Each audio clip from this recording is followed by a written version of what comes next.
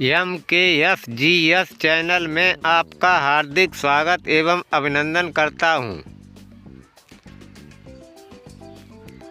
जीव विज्ञान विषय के पेपर को कैसे हल करें। बोर्ड में जीव विज्ञान विषय की परीक्षा में मेंडल लॉ, DNA ने संरचना, प्रोटीन संश्लेषण चित्रों को सही तरीके से बनाने सहित अन्य प्रश्न आते हैं।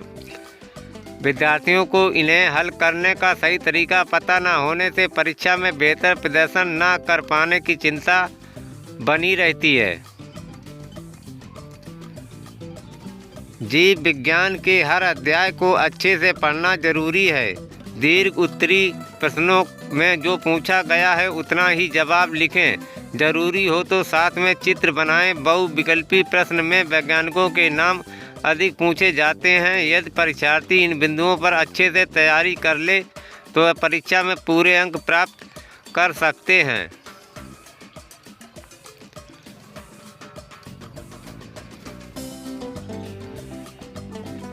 पहले तो चित्र सुंदर होना चाहिए। चित्र सुंदर होना जरूरी नहीं है, बस सही आकार और लेवल सही की हो।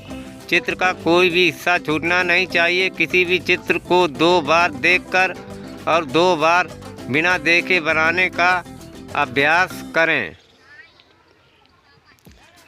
पहले यह देखें कि प्रश्न में क्या पूछा गया है, बस उतना ही लिखें जितना पूछा गया हो। दीर्घ उत्तरी प्रश्नों में हो सके तो डायग्राम बनाएं, इससे ज़्यादा अंक अर्जित किए जा सकते हैं।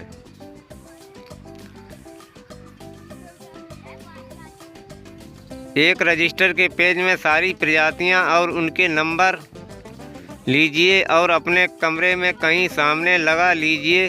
कम से कम दिन में 3 से 4 बार उसे रोज़ पढ़ें, आसानी से याद हो जाएगा।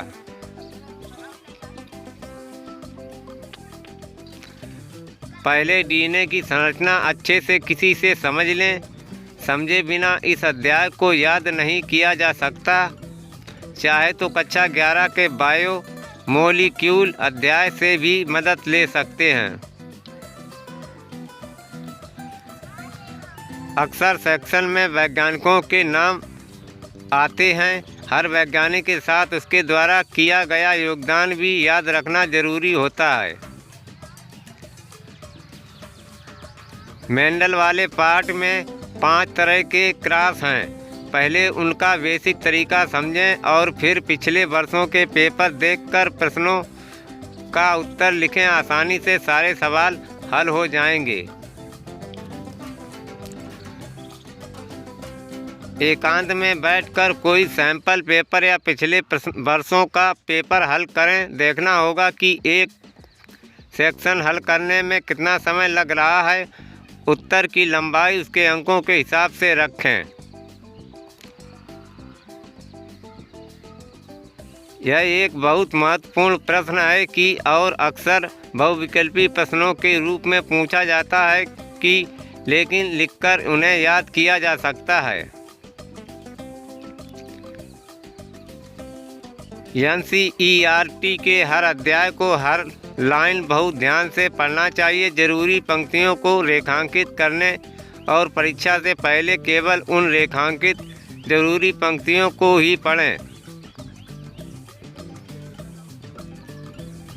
पहले ए सेक्शन या सेक्शन रीजन के दोनों स्टेटमेंट के सामने सही या गलत लिख लें। अगर कोई एक स्टेटमेंट गलत है तो विकल्प C यदि होगा। अगर दोनों स्टेटमेंट सही हैं तो ए सेक्शन उसके बाद क्योंकि लगाने की कोशिश करें। अगर दोनों पंक्तियां मिलकर एक बड़ी पंक्ति सही बनाती है तो विकल्प A है, नहीं तो विकल्प B होगा।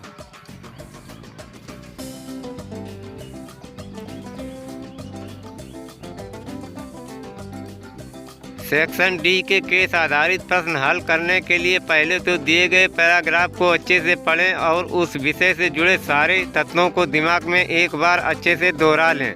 फिर नीचे दिए गए प्रश्नों का ध्यान से पढ़ें और जो पूछा गया हो वही उत्तर में लिखें। उत्तर बहुत ज़्यादा लंबा करने की ज़रूरत नहीं है।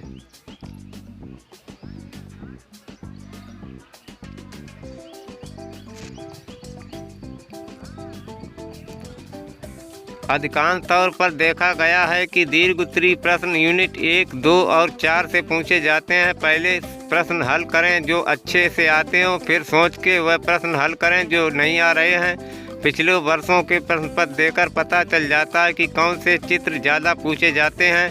पिछले प्रश्नों के प्रश्न पत्र हल करके अपने लिखने की गति तेज कर सकते हैं। मेरी जानकारी आपको अच्छी लगी हो तो कृपया मेरा channel like, subscribe, comments and share करें। थैंक यू, धन्यवाद।